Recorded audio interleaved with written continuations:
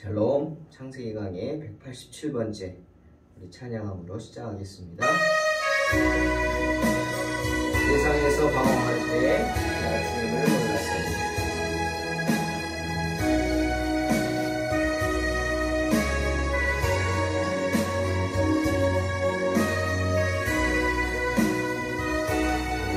회개하는 마음으로 찬양합니다.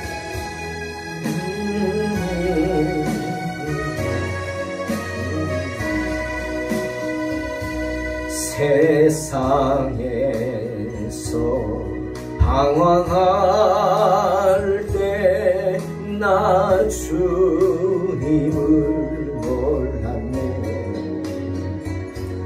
내 맘대로 고집하며 온갖 죄를 저질렀네. 예수여, 이 죄인도 용서받을 수 있나요?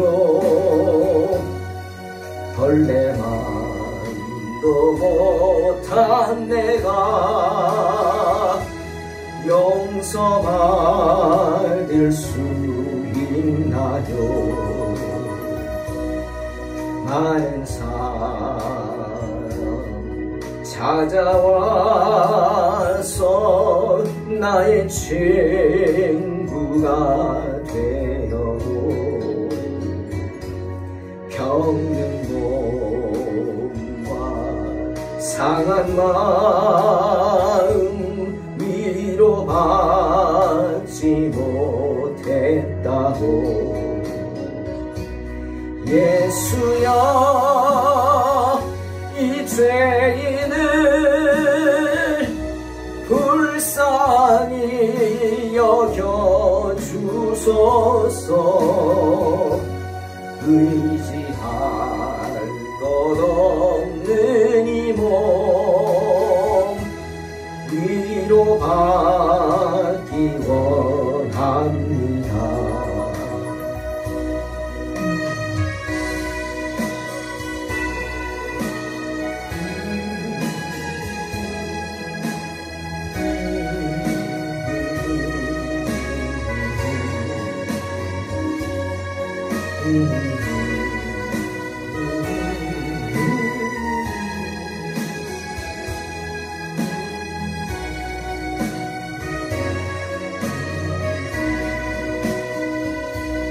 이 죄인의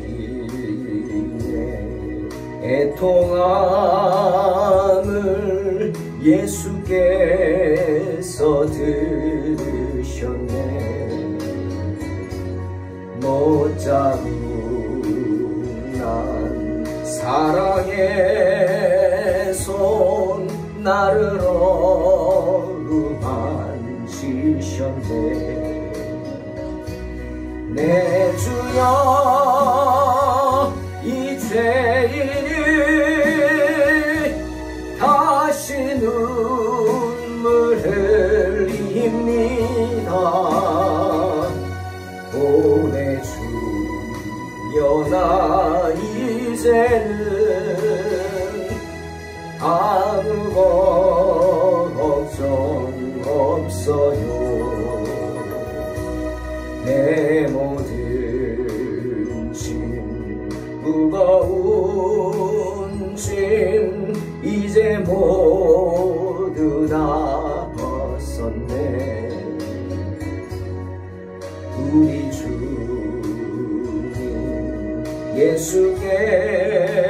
예수께서 나와 함께 계신다고. 내 주여, 이 죄인이 무한 감사드립니다.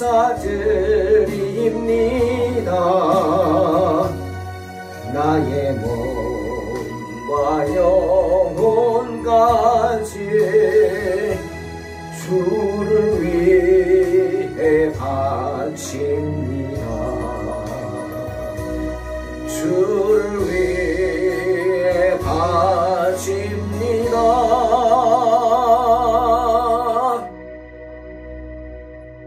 아멘. 창세기 42장 21절로 28절입니다. 봉독합니다. 그들이 서로 말하되 우리가 아우의 일로 말미암아 범죄하였도다.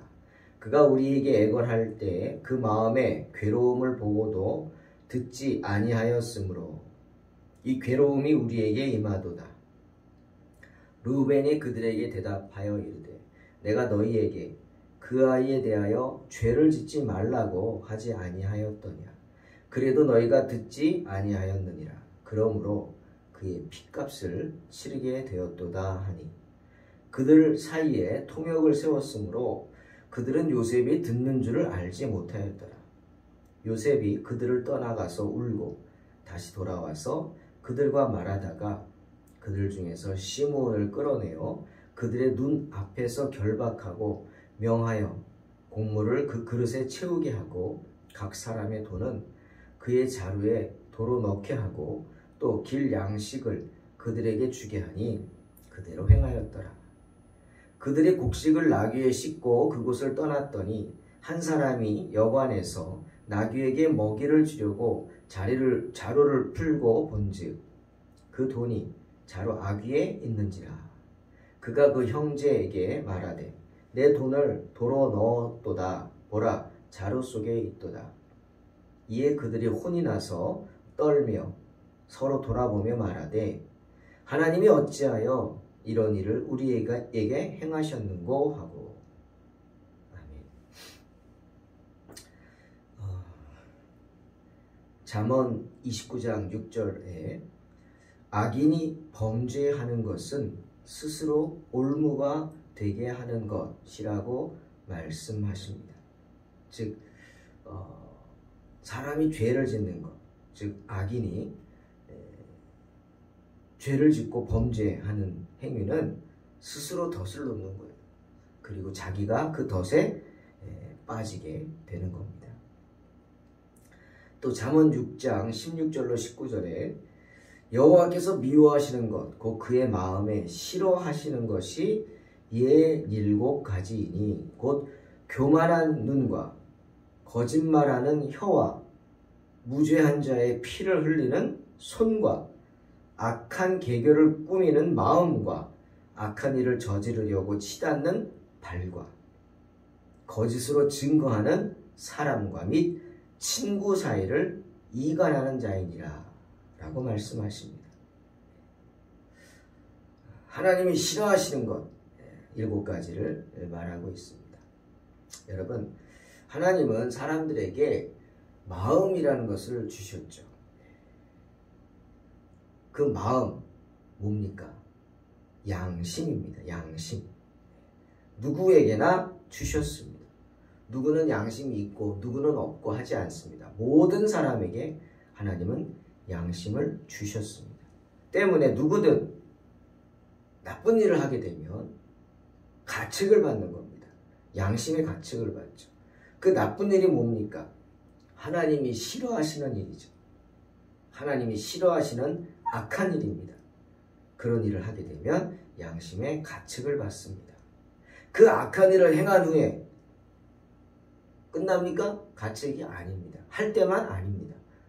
그 악한 일을 하기 전 그리고 한 후에는 더 큰 가책을 느낍니다. 찔림을 받는 거예요. 양심의 찔림을 받죠. 자, 한 예. 요한복음 8장에 예수님이 성전에 나와 계실 때 사람들이 간음하다가 현장에서 잡힌 여인을 예수님께 끌고 옵니다. 모두들 빨간 눈을 가지고 분노한 얼굴로 손에는 돌멩이 하나씩 들고 왔죠. 왜? 율법대로라면 그런 여인은 돌로 쳐서 죽여도 됩니다. 자, 예수님께 묻습니다. 이 여인을 율법대로 돌로 치게 했습니다. 쳐도 되겠습니까? 어떻게 할까요? 예수님을 시험하는 거죠. 만약 율법대로 해라, 돌로 치라 그러면 주님 뭐라 그랬죠? 나는 죄인들의 친구라 그랬어요. 그러면 친구라고 말할 수 없죠. 거짓이 되죠. 사랑과 은혜가 많은 분이 아니죠. 반대로 용서해라 하면 어떻게 됩니까? 그럼 율법을 어기는 자가 되지 않습니까? 분명히 율법이 있는데 그러면 하나님의 말씀을 전한 사람이 율법을 어긴다? 말도 안 되죠. 때문에 곤란한 질문이고 예수님을 시험하려고 하는 유대인들의 계략이었죠. 주님은 그들의 그런 악한 마음을 아셨습니다. 그리고는 이렇게 말씀하셨죠. 너희 중에 죄 없는 자가 먼저 돌로 치라. 너희 중에 죄가 없다고 생각하는 사람이 먼저 돌을 들어 치라는 겁니다. 그러자 어떻게 됐죠? 아무도 돌을 던지는 사람이 없었습니다. 주님의 그 말씀을 듣고 다들 양심의 가책을 받은 거예요.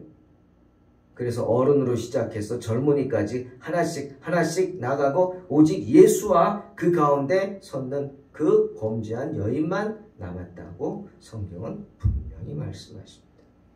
왜 아무도 돌을 못 던졌죠? 다들 그것이 크든 작든 자신들이 저지른 그 죄, 악이 생각나서 양심의 가책을 받은 겁니다. 그래서 남을 정죄하기를 그친 거죠. 무서운 줄 아는 거죠. 하나님 무서운 줄 아는 거죠. 그래서 들고 있던 돌을 버리고 하나같이 도망친 겁니다. 그런데 오늘 르우벤과 나머지 9명의 형제들 또한 마찬가지였어요. 20년이라는 오랜 시간이 지났지만 분명 그들은 동생을 죽이려고 했습니다. 그리고 그게 되지 않자 동생을 노예로 팔아버렸습니다. 지금은 생사도 알 수 없죠. 혹시 죽었다면 어떡하지? 그 죄책감에 시달리는 거죠. 벗어날 수가 없어요. 눈만 감으면 생각날 수도 있어요. 누가 가장 큰 죄책감을 느꼈을까? 어떤 사람이 가장 큰 죄책감을 느꼈을까요? 그렇죠. 그것을 말릴 수 있는 자리에 있는 사람이죠. 가장 큰 책임을 지고 있는 사람이 죄책감을 크게 느끼죠. 누구예요? 장남 르우벤입니다. 때문에 정탐꾼이라는 말도 되지 않는 누명을 쓰게 되자 르우벤이 가장 먼저 무슨 생각했어요?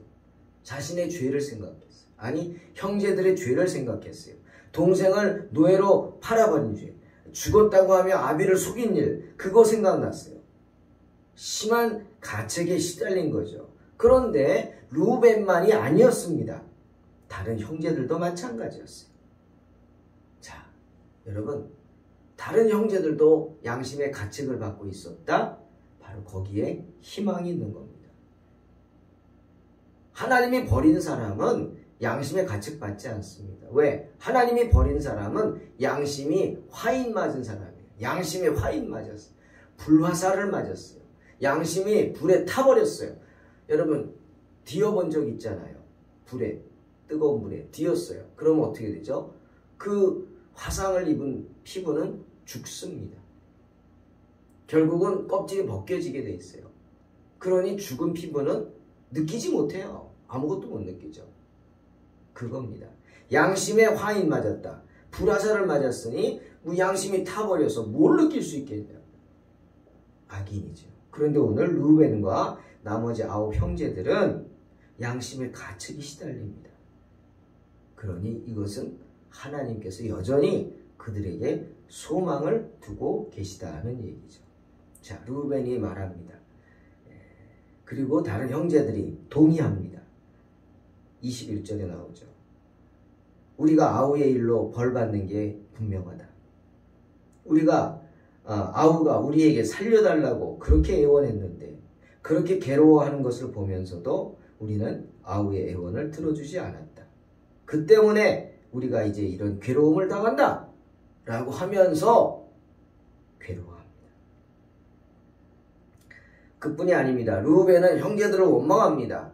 르우벤이 말렸던 것 같아요. 그러지 말자고. 그래서 결국 죽이지 않고 구덩이에 넣지 않습니까? 그럼 자기가 몰래 꺼내려고 그랬대요. 그 전에 노예 상인들에게 팔아버렸죠.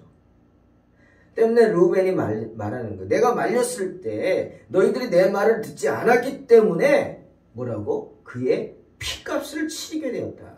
피값을 치르게 되었다. 네. 여러분, 이게 유대인들의 신앙입니다. 뭡니까? 잘못하면 반드시 그에 대한 대가를 치른다는, 피값이 대가입니다. 네. 사랑하는 성도 여러분, 죄에 대한 하나님의 생각은 확실하십니다. 뭐죠? 범죄한 그 영혼이 죽습니다. 그리고 죄의 삭은 사망입니다. 이스라엘에 이런 속담이 있습니다. 에스겔 18장 2절. 아버지가 신 포도를 먹었으므로 그의 아들의 이가 시다. 이런 속담이 있어요. 이 말은 뭐예요? 아버지가 신 포도를 먹었는데 왜 아들의 이가 십니까? 바로 죄가 유전된다는 말이에요. 이스라엘 사람들은 오랫도록 그렇게 생각했어요. 그러니까 소경된 자, 날 때부터 소경된 자가 그를 보고 제자들이 뭐라 그래요? 주님, 이 사람이 왜 소경됐죠? 아, 죄 때문에 소경되죠. 죄가 많으면 소경으로 태어나니까, 소경되니까. 그러면 이 사람은 날 때부터 소경됐네요. 그럼 무슨 죄를 졌어요? 아, 부모의 죄 때문인가요? 라고 물어봅니다. 이런 생각이죠. 아비가 신포도를 먹으면 아들의 이가 신 거예요. 부모의 죄 때문에 아들이 벌을 받는군요. 그런데 하나님은 아니라고 하십니다. 주님은 아니라고 하십니다. 잘못된 얘기라고 하시죠, 하나님은. 물론 누구에게나 아담의 원죄가 유전되는 건 맞습니다. 하지만 그렇다고 해서 아비의 죄가 아들에게 유전되는 건 아니에요. 연주와 죄가 잘못이죠. 절대로 잘못이죠. 범죄한 그 영혼이 죽는 겁니다. 그러니 이것을 피값을 치르게 된다고 오늘 표현하는 거예요. 범죄한 그 영혼이 죽는 거예요. 내가 죄를 지었기 때문에 내가 죄값을 받는 거죠. 요셉 형들은 20년 전에 자신들이 한 죄를 생각하면서 때문에 두려워하면서 울부짖습니다. 뭐라고요? 하나님께서 어찌 이렇게 하시느냐? 이 말은 뭐예요? 원망? 아니죠. 두려움이에요. 두려움. 아, 우리가 그때 그 죄를 져가지고 이제 하나님이 20년이 지난 지금까지도 우리가 시달렸는데 이제 그 결과 피값을 치르게 되는구나. 여기서 죽는구나. 적자니까 당연히 죽죠. 여러분, 스파이는 다 죽이지 않습니까? 필요한 것만 빼놓고 다 빼먹고 죽이죠. 울부짖으며 늦게나마 회개합니다. 여러분, 우리는 흔히 이러죠. 시간이 약이라고. 시간이 흐르면 안 좋았던 감정, 기억들 다 사라진다. 그렇게 말하는 겁니다. 그럴 수 있어요. 기억은 사라질 수 있어요. 맞아요. 하지만 양심은 아닙니다. 기억하세요. 양심의 기억은 아무리 시간이 흘러도 전혀 지워지지 않습니다. 절대로. 여러분, 고난의 유익이 무엇인 줄 아십니까? 바울이 고난받는 것이 나에게 유익이다 막 이러잖아요. 우리에게 유익이래요. 왜? 고난을 통해 우리의 양심을 일깨워주기 때문에. 자, 오늘은 그거예요. 요셉의 형제들이 애굽에서 고난에 처하게 되자 양심의 가책을 느끼지 않습니까? 그래서 20년 전 동생에게 요셉에게 행했던 그 야만스러운 행동을 자기들이 고백하면서 꾹꾹 누르고 있다가 아닌 척하다가 팍 터져가지고 하나같이 회개하기 시작합니다. 네 탓이니 내 탓이니 우리가 왜 그랬니? 막 요셉이 거기 있는데 애굽 사람인 줄 알고 통역도 세웠잖아요. 그러니까 전혀 이스라엘 말을 모르는 줄 알고 그렇게 서로 원망하면서 떠들고 울며 불며 난리가 났습니다. 그런 형들을 요셉이 보면서 그 마음이 어땠겠어요? 그 형들의 눈물을 바라보는 요셉의 마음이 어땠겠냐는 거죠. 마음 아팠죠. 하지만 요셉은 그런 그들을 원망하고 정죄하려 하기보다는 하나님의 마음을 품고 그들을 바라보았습니다.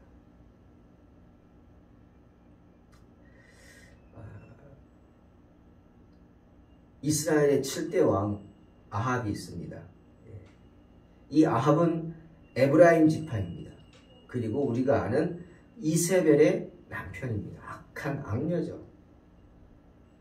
아내 이세벨의 꾀에 빠져서 바알을 섬기면서 이스라엘을 범죄로 빠지게 했던 여인이 이세벨입니다. 그리고 그 꿰매 빠진 게 아합이죠. 하나님은 그런 에브라임을 보면서 탄식하십니다. 하지만 그래도 그도 내 자식이다 라고 하면서 아합을 불쌍히 여기십니다. 예레미야 31장 20절이 그 말씀이에요. 에브라임은 나의 사랑하는 아들 기뻐하는 자식이 아니냐. 내가 그를 책망하여 말할 때마다 깊이 생각하노라. 그러므로 그를 위하여 내 창자가 들끓으니 내가 반드시 그를 불쌍히 여기리라. 여호와의 말씀이니라. 그런데 요셉이 그런 마음으로 또한 바라봅니다. 형들을 바라봅니다. 그리고 긍휼히 여깁니다. 하나님은 회개하는 그 죄인들에게 인자를 베풀어 주시지 않습니까? 요셉은 인질로 형들 중에서 시므온을 감금합니다. 아마도 예전에 시므온이 가장 악하게 굴었을지 모릅니다. 그리고 지금도 아마 가장 불손한 모습일지 몰라요. 야곱도 그러잖아요. 아비도 시므온을 뭐합니까? 정죄하죠. 잔해하는 기계라고 표현할 정도로 시므온은 잔인한 사람이었습니다. 시므온만 잡아두고 나머지 형들은 풀어줍니다. 하지만 형들이 가져온 돈을 받지 않고 다시 곡식 꾸러미에 넣어주죠. 당연하죠. 그럴 만한 위치에 있는 사람이었고, 그러니 그 뜻은 뭡니까? 형들은 그것을 오해해가지고 자기들이 또 훔친 도둑의 죄까지 뒤집어 썼다고 생각해서 나중에 집에 가서 다시 돌아오지 못합니다. 그러나 요셉은 생각은 뭐였어요? 해치려는 게 아니었어요. 친절이죠. 형들에게 친절을 베푼 것일 뿐이에요. 그러나 집으로 가던 중 꾸러미에서 돈을 발견한 형들은 모두 큰 두려움을 겪습니다. 또 한 번 죄의식에 사로잡히는 거예요. 한 번은 벗어났는데 야 이제는 진짜 하나님이 못 벗어나게 하는구나. 그 죄의식에 사로잡혀서 큰 두려움에 휩싸이게 됩니다. 여러분, 누군가가 선을 베풀면 우리는 참 요즘 사람은 그렇게 됐죠. 한 번쯤은 의심하죠. 저 사람이 왜 저러지? 나한테 뭐 원하는 게 있나? 이거 잘못된 거 먹는 거 아니야? 뭐 이런 생각. 형들은 그런 생각을 가진 거죠. 왜? 애국 사람들은 히브리 사람을 싫어합니다. 참 이게 그렇죠? 우리 성경에서 봤잖아요. 애국 사람들이 히브리 사람을 싫어합니다. 왜 그럴까? 오늘 이스라엘 지파 중 하나도 애굽 사람들 아닙니까? 그리고 이스마엘도 애굽 사람 아닙니까? 애굽 여인 하갈로부터 낳은 아들이니까. 그러면 이스라엘이나 이집트나 뭐 그냥 형제지간도 될 수 있는 거 아니에요? 그런데 어찌된 일인지 싫어합니다. 지금도 마찬가지. 원수죠, 원수. 그래서 애국 사람들이 자신들을 올가매기 위해 계획적으로 꾸민 일이라 그렇게 생각한 것 같아요. 더군다나 애굽의 총리가 자신들을 정탐꾼으로 내몰았잖아요. 두렵죠. 하지만 그런 고난이 그들의 양심을 깨어나게 했습니다. 자신들이 지은 죄를 분명하게 떠오르게 했습니다. 때문에 혼란스러웠을 것입니다. 하나같이 오늘 성경처럼 얼빠진 모습으로 서로를 바라보면서 뭐라 그랬어요? 야, 하나님이 어째서 이런 일을 우리에게 행하셨는가? 이렇게 말하면서 너 나간 사람처럼 두려워했다고 성경은 분명히 말씀하시죠. 사랑하는 성도 여러분, 잠언 28장 1절, 악인은 쫓아오는 자가 없어도 도망한다 하십니다. 즉 죄 짓고는 못 산다는 거예요. 그러니 죄의 싹은 사망이죠. 그러니 늘 주변을 돌아보면서 믿음을 굳게 지키면서 하나님께 쓰임받기를 소망해야 합니다. 자, 중요한 건 뭡니까? 잠언 16장 32절. 그렇게 살기 위해서 우리는 노하기를 더디하는 자는 용사보다 낫고 자기 마음을 다스리는 자는 성을 빼앗는 자보다 낫다 말씀하시죠? 화내지 말아야 돼. 분을 품지 말아야 돼. 살면서 내 마음을 다스리는 일보다 더 중요한 일은 없다는 겁니다. 우리는 주님을 두려워해야 합니다. 누가복음 12장이죠. 감추인 것이 드러나지 않을 것이 없고 숨긴 것이 알려지지 않을 것이 없다 하시지 않습니까? 다 보고 계십니다. 하나님. 그러니 언제나 주님을 두려워하면서 양심에 꺼리낌이 없는 삶을 사시기를 주의 이름으로 축원합니다. 빌립보서 2장 12절 말씀처럼 항상 복종하여 두렵고 떨림으로 구원을 이루어가는 복된 성도들이 되시기를 주의 이름으로 축원합니다. 기도하겠습니다. 하나님 감사합니다. 어리석은 저희들 오늘도 말씀을 통해 또 한번 우리 자신을 돌아봅니다. 주여 우리의 부족함을 용서해 주시고 언제나 주님의 은혜 가운데 거하게 하여 주시옵소서. 주의 말씀이 우리를 새롭게 하시고 그 말씀에 순종하며 나아가게 하여 주시옵소서. 감사드리며 예수님의 이름으로 기도하옵나이다. 아멘. 믿음으로 승리하시기 바랍니다.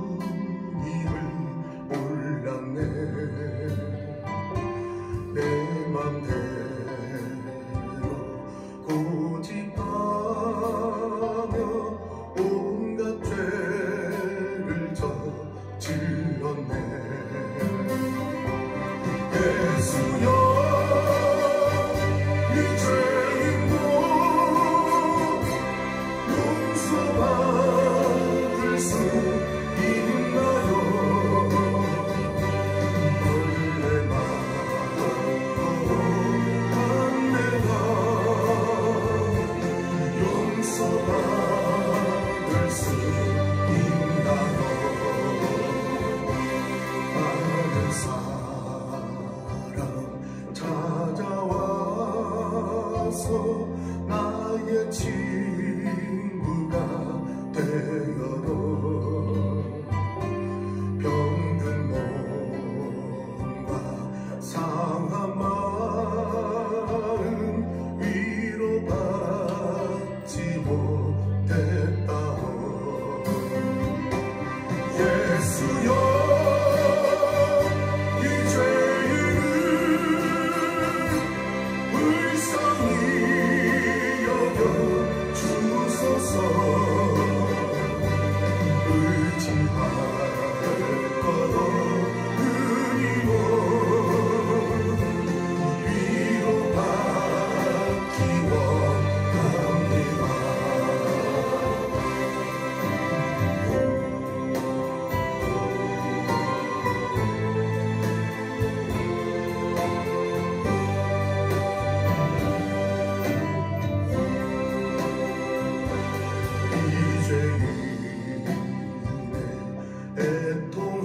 애통함을 예수께서 들으셨네. 못자국난 사랑에서 나를